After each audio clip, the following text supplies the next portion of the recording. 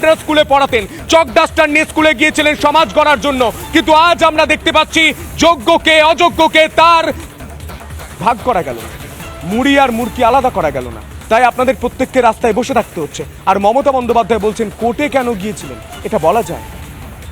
আসল কথা হলো মুড়ি মুরকি যে আলাদা করা যায়নি এই কথাটা সম্পূর্ণ ভুল কথা। মুড়ি মুরকি আলাদা করা গেছে, সুপ্রিম কোর্টে সেটা মান্যতা দেওয়া হয়নি।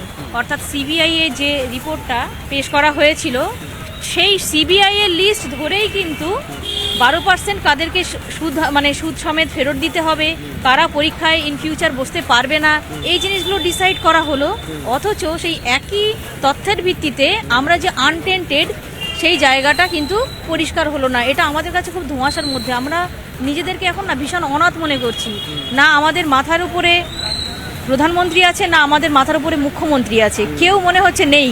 টেন্টেডদের জন্য কিন্তু বিভিন্ন জিনিস প্রকল্প ভাবা হচ্ছে, অন্য দপ্তরে যেতে পারে বা তাদেরকে নিয়ে ভাবা হচ্ছে। আমরা টেন্টেড, এই যে মমতা ব্যানার্জি তো বলেই দিয়েছেন যে অন্যান্য দপ্তরে যেতেই পারে। মমতা ব্যানার্জি যারা দুর্নীতি করেছে, যারা চুরি করে চাকরি পেয়েছে তাদের জন্য ভাবছেন, আর আপনাদের জন্য কিছু ভেবেছেন? আমাদের জন্য পরীক্ষা, আমরা এটা শুধু পরীক্ষা নয়, এটা আমাদের কাছে অগ্নি পরীক্ষা। 10 বছর আগে যখন আমরা পরীক্ষা দিয়েছিলাম তখন আমরা ছিলাম স্টুডেন্ট, সদ্য MA BEd কমপ্লিট করার পরে তখন কিন্তু আমাদের পড়াশোনাটা রানিং ছিল।